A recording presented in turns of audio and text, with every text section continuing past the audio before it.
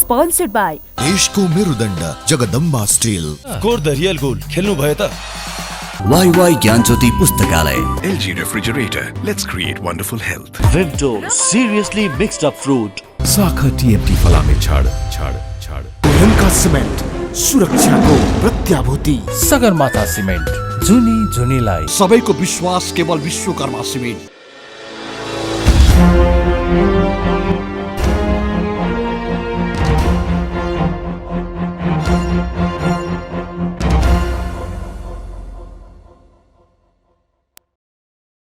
Accuracy balance credibility हो ABC television में कंचन riyal कार्यक्रम हो ऑपरेशन बिग न्यूज। सत्य समाचार खोज्ने तथ्य प्रस्तुत गर्ने र प्रस्तुतिलाई सन्तुलित बनाउने हाम्रो प्रतिज्ञा हो। यही प्रतिज्ञा पूरा गर्ने खरो प्रयास हो ऑपरेशन बिग न्यूज। जनसरोकारका हरेक विषयलाई हामी बिग न्यूज बनाउँछौँ र हरेक बिग न्यूजको अन्तर्कथा खोज्दै दर्शकका अगाडि ऑपरेशन गर्छौँ। फरक समाचार र गैर समाचार दिने हाम्रो प्रयास निरन्तर जारी छ।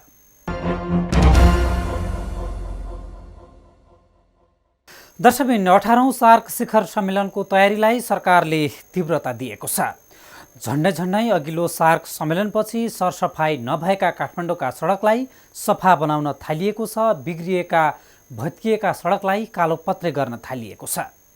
त्यति मात्र होइन, सार्क राष्ट्रका सरकार तथा राष्ट्र प्रमुख ओहोर दोहोर गर्ने सडक अगाडिका घरमा रङ लगाउने काम समेत गरेको छ सरकारले। यति हुँदाहुँदै पनि तयारी अझै सकिएको छैन। सरकारले पञ्चायतकालको झझल्को दिने गरी रातारात सहर सजाउने काम गरेको आरोप समेत लाग्ने गरेको छ। विकास निर्माणका कार्यमा त्यति चासो नदेखाउने सरकारले रातारात विकास निर्माणको लागि चासो त देखाएको छ, तर राष्ट्र प्रमुखहरूलाई देखाउन मात्र। हतार र रातारात सडकको संरचनादेखि सडक पेटीको समेत स्वरूप परिवर्तन हुनुले यो पुष्टि गर्छ।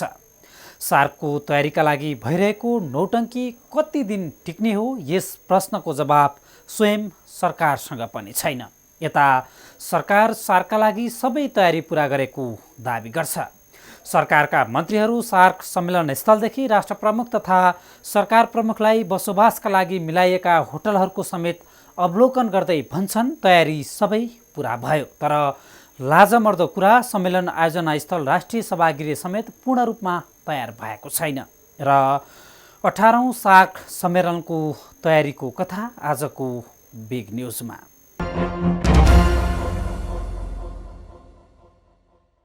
दर्शकबिन 18औं सार्क शिखर सम्मेलन मङ्सिरको दोस्रो साता राजधानी काठमाडौँमा सुरु हुँदैछ। सार्कलाई लक्षित गरेर राजधानीलाई सिँगार्न थालिएको छ करिब 2 महिनादेखि। सार्क राष्ट्र प्रमुख ओहोर दोहोर गर्ने सडकलाई सफा चिटिक्क बनाउन थालिएको छ। बिग्रिएको सडकलाई कालोपत्रे गर्न थालिएको छ र सँगसँगै प्रश्न पनि उठ्न थालेको छ, सरकारले सार्क सम्मेलनको तयारीका लागि गरेको विकास कति समयसम्म टिक्ला। धेरैको जवाब छ मङ्सिर 12 गतेसम्मका लागि। र सरकारी काम हेर्दा लाग्छ अहिले सार्कको लागि सरकारले गरेको तयारी मङ्सिर 12 सम्मका लागि मात्रै हो।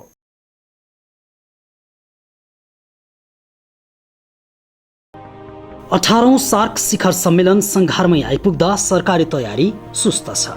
सरकारले कार्तिक 25 भित्र भौतिक पूर्वाधारको सम्पूर्ण तयारी पूरा गर्ने दाबी गरे पनि निर्माण कार्य अझै जारी छ।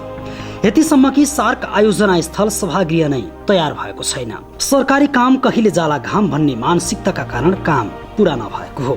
18औं सार्क शिखर सम्मेलन नेपालमा आयोजना हुने टुङ्गो मालदिव्समा नै लागेको थियो।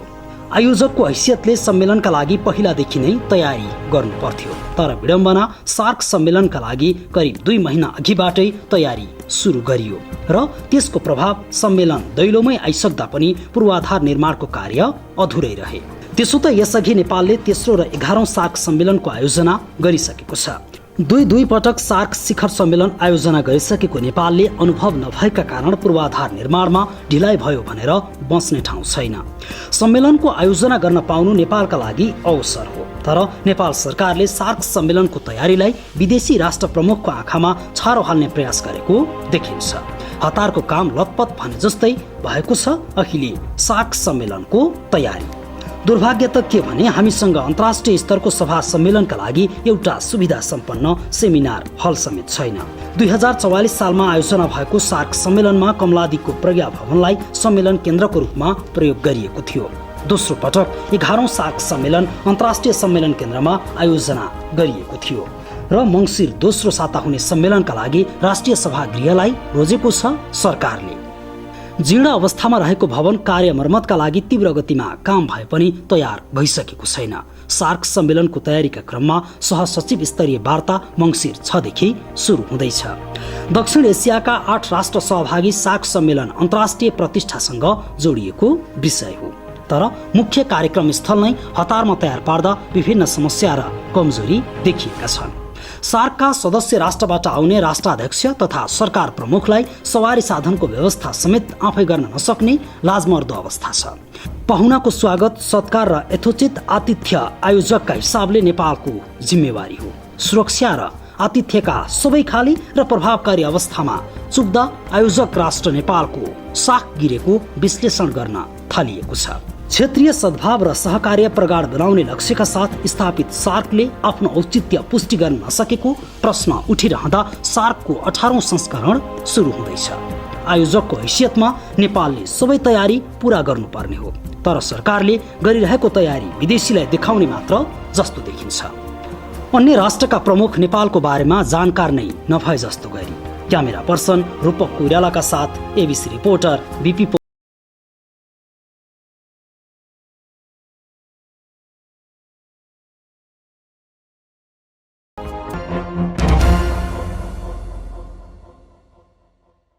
दर्शकबिन, विकासको नाममा सरकारले अन्य राष्ट्रका सरकार तथा राष्ट्र प्रमुखको आँखामा छारो हाल्न त सक्ला, तर सर्वसाधारणलाई ढाट्न सक्दैन।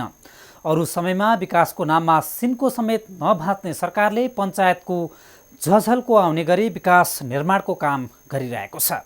दर्शकबिन, भन्दा दुःख लाग्छ, अति कम विकसित राष्ट्रका जनता हामी सरकारले विकासका लागि विनियोजन गरेको रकम फ्रिज हुन्छ। अहिले पनि विकासका लागि छुट्याइएको पुँजीगत खर्च अरबौं रुपियाँ अर्थ मन्त्रालयको दराजमा थन्किएको छ। विदेशी पाहुनालाई देखाउनकै लागि भित्तामा पोतिएका रङहरू कति समयसम्मका लागि हो, प्रश्न चिन्ह खडा भएको छ। अर्कोतर्फ सरकारी ढिलासुस्ती र हतारमा गरिएको तयारी हेर्दा व्यवस्थापकीय दृष्टिले सार्क सम्मेलन कति प्रभावकारी होला, संशय पैदा भएको छ। थप रिपोर्टसहित आउनेछौँ एकैछिनको ब्रेकपछि।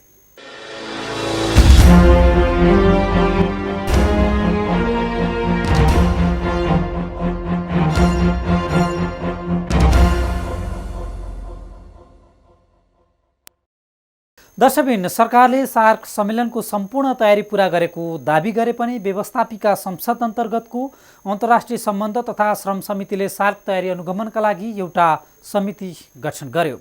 समितिले अनुगमन गर्दा प्रशस्त कमी कमजोरी भेटियो र तत्काल सुधारका लागि निर्देशन समेत दियो। यतिसम्म कि विदेशी पाहुनाले नेपालमा पहिलो पाइला राख्ने ठाउँ अन्तर्राष्ट्रिय विमानस्थलदेखि सम्मेलन आयोजना स्थल प्रज्ञा भवनसम्म अनुगमनका क्रममा प्रशस्त कमजोरी भेटियो।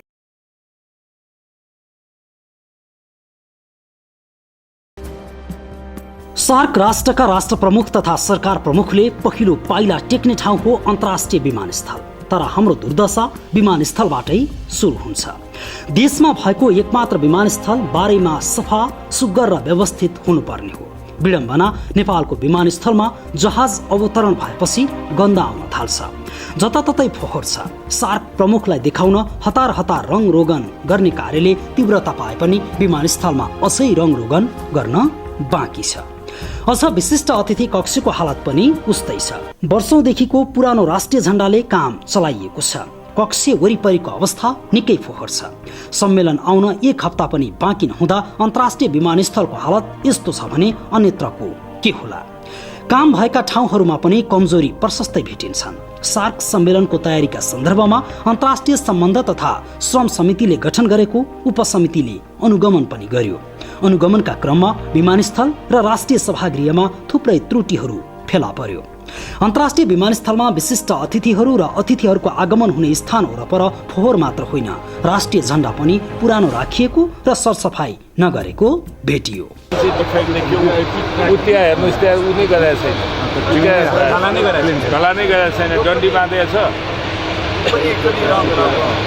यसलाई चाहिँ यो अलिकति के भन्दाखेरि कलर रङ लगाउने कुरा यो अहिले सरस्वती हेर्दाखेरि चिन्ता कुरा छ। बाहिरी साइडमा चाहिँ देखियो। अतिथिहरूको आगमन कक्ष नै भद्रगोल फेला पारेपछि उपसमितिले सम्बन्धित निकायलाई काम छिटो सम्पन्न गर्नका लागि निर्देशन नै दिनु पर्यो। सरकारले या मूल समितिले पर्टिकुलरली काम गर्ने भनेर तपाईहरुलाई निर्देशन दिएको छ। तत्त निकायले चाहिँ त्यो काम पूरा गर्नुहुनेछ भन्ने मैले विश्वास लिएको छु। पूर्वाधारको हकमा तपाईको के छ भन्दाखेरि केही पूर्णता पाइसकेको छैन।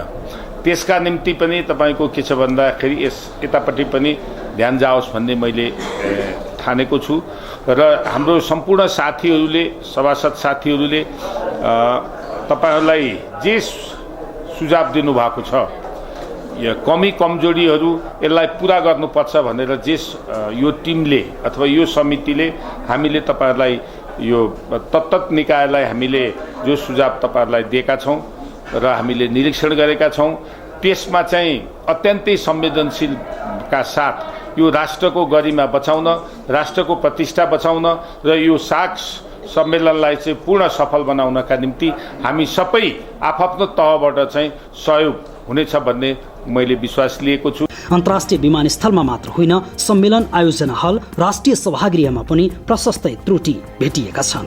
पाहुनाहरू बस्न बनाइएका कुर्सीहरू निकै साँघुरा छन्।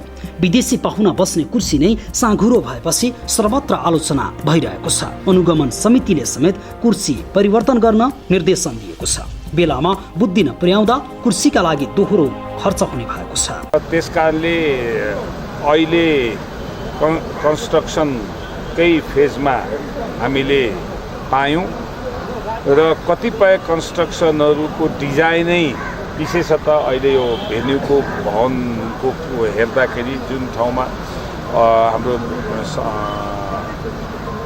भेन्यू तयार गरेका छौँ त्यो ठाउँको सिट एरेन्ज चाहिँ ठिक ढङ्गको छैन। त्यसलाई परिवर्तनै गर्नुपर्छ। यही अवस्थामा चाहिँ हामीले गर्न सक्दैनौँ। त्यो कुरा चाहिँ सम्बन्धित निकायसँग बसेर हामीले केही कुरा गरेका छौँ। कुर्सी मात्र होइन, अन्य भौतिक पूर्वाधार निर्माणको कार्य ढिलो सुरु भएको छ र काम समयमा सम्पन्न गर्न छिटो निर्देशन समेत दिएको छ अनुगमन समितिले।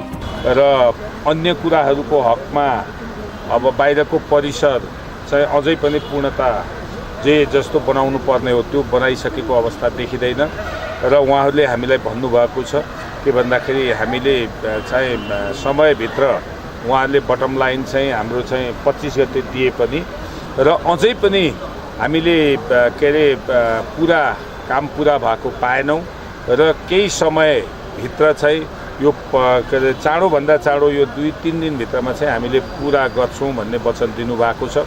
हामीलाई विश्वास छ। अन्तिम समयमा मात्र तातो लाग्ने रोग सम्मेलनको तयारीमा पनि देखियो। तयारी स्वरूप कतिपय ठाउँमा बाहिरबाट हेर्दा चिटिक्कता देखिएको छ, तर त्यो खोक्रो बाहिरी आवरण मात्र हो। त्यही बाहिर देखाउने तयारी पनि पूरा भएको छैन।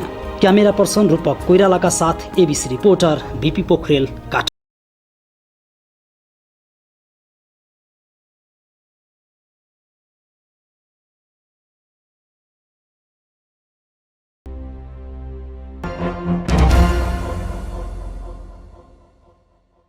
दर्शकबिन, सार्क सम्मेलन मात्र नभएर देशको इज्जत र प्रतिष्ठासँग जोडिएको कुरा पनि हो।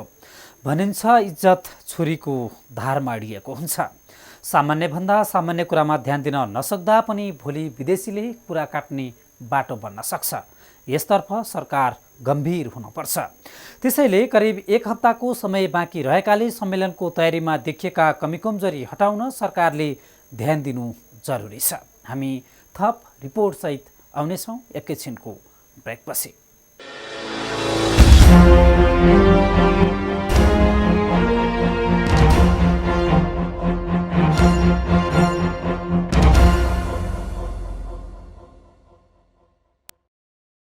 सार्क सम्मेलनको तयारीका लागि सरकारले दिनरात खटेर काम गरिएको जस्तो देखाइरहेको छ, तर सरकारी तयारी जसरी तीव्र हुनुपर्ने हो त्यो हुन सकेको छैन।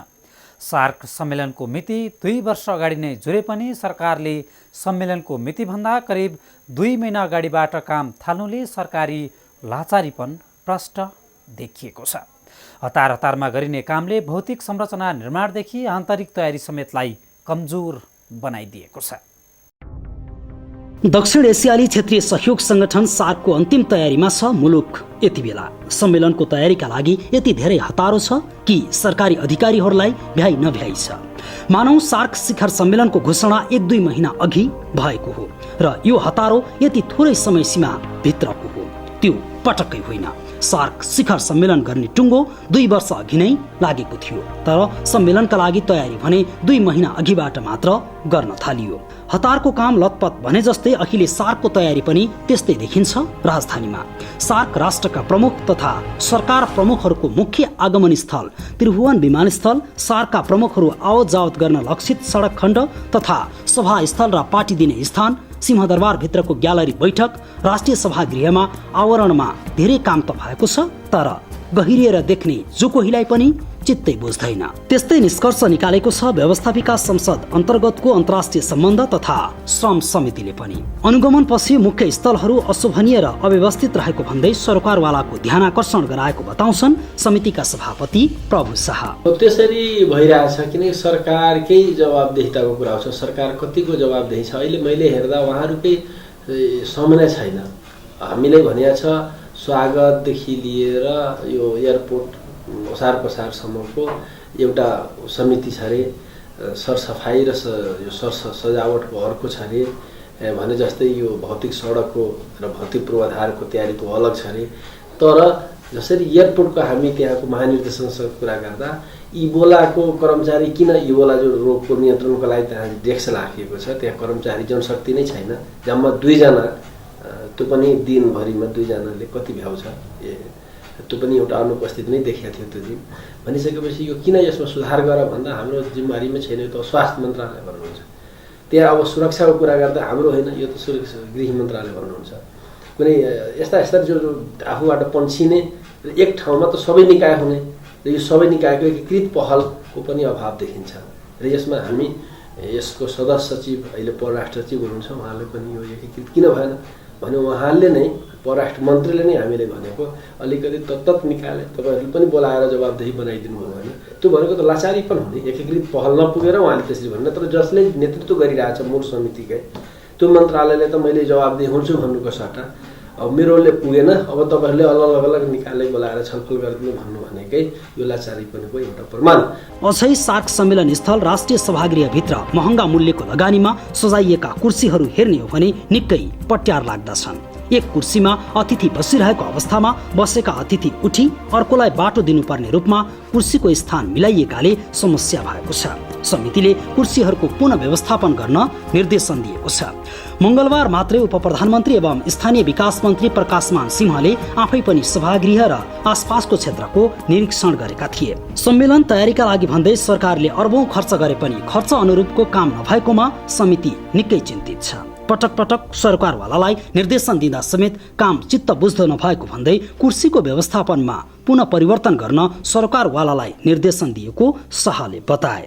त्यही विषयमा त्यो स्वाभाविक प्रक्रिया भन्दा नि अझ कयौँ छलफल गर्नै पर्ने विषय र गम्भीर ध्यान आकर्षण गर्नुपर्ने विषय भएकोले आज हामी केही महत्त्वपूर्ण मन्त्रालयहरू जसरी सजावट र सरसफाइका जिम्मेवारी लिएका स्थानीय विकास मन्त्रालय, एयरपोर्टकै जिम्मेवारी लिएका नागरिक उड्डयन मन्त्रालय र त्यसपछि यो सहरी विकास मन्त्रालय जसले यो राष्ट्रिय सभागृह लगायतका जिम्मेवारी लिएका छन्, यिनीहरूको बारेमा हामीले आज बोलाएको थियौँ। र खास गरेर सबभन्दा इम्पोर्टेन्ट बढी जिज्ञासाहरू यो राष्ट्रिय सभागृहमा जो कुर्सीको प्लानिङ छ, त्यो कुर्सी एकदम साँघुरो असुविधा हुने खालको छ। त्यो किन यसरी भयो?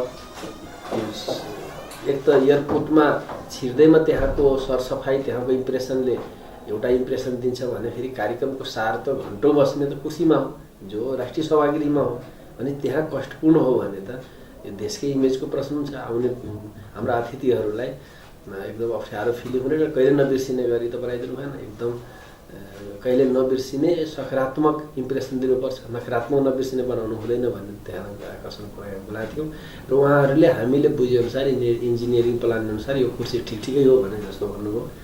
तर हामी फेरि तिमीहरू गएर हेर यो एकदम लाइनमा बसिसकेपछि निस्किनै गाह्रो हुने र 4-5 घन्टा थुनेर बसे जस्तो हुने वा जबरजस्ती उठाएर हिँड्नुपर्ने जो स्थिति हुन्छ त्यसरी बनाउनु भएन। सुविधा सम्पन्न बनाउनु पर्यो, सहज बनाउनु स्थितिमा जानु पर्यो भनेर हामी निर्देशन जारी गरेका छौँ। पहिला रहेका 600 कुर्सी हटाएर अहिले 400 बनाइएको भए पनि व्यवस्थापनमा गम्भीरता रहेको देखिँदैन। सभागृहको कुर्सीका मात्र कुरा होइन, अन्तर्राष्ट्रिय विमानस्थलको अनुगमनपछि पनि समितिलाई चित्त बुझेको छैन।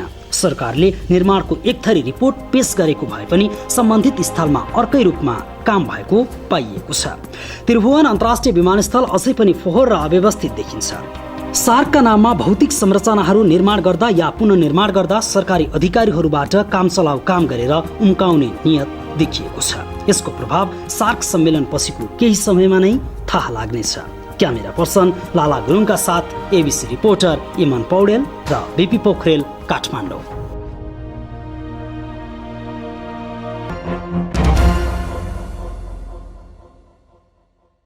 दर्शकबिन, सार्क सम्मेलन देशको प्रतिष्ठासँग जोडिएको विषय हो। सम्मेलनलाई महत्त्वपूर्ण अवसरको रूपमा उपयोग गर्न सक्नुपर्ने हो, तर सरकारी तयारी हेर्दा त्यस्तो नदेखिएको विश्लेषकहरू विश्लेषण गर्न थालेका छन्। अपरेसन आज सकिन्छ। भोलि बिग न्युजको अर्को अपरेसन गर्नेछौँ। गाउँ सहर दुनियाँ बेउझाउने हाम्रो अभियान जारी छ। तपाईँ एबिसी टेलिभिजन हेर्दै गर्नुहोला। नमस्ते। स्पोन्सर्ड बाई देशको मेरुदण्ड Jagdamba steel. Score the real goal खेल्नु भयो त। वाई ज्ञानज्योति पुस्तकालय। LG Refrigerator. Let's create wonderful health. Vimto, seriously mixed up fruit. साखा TMT फलामे छाड छाड छाड। गोयनका सिमेन्ट सुरक्षाको प्रत्याभूति। सगरमाथा सिमेन्ट जुनी जुनीलाई। सबैको विश्वास केवल विश्वकर्मा सिमेन्ट।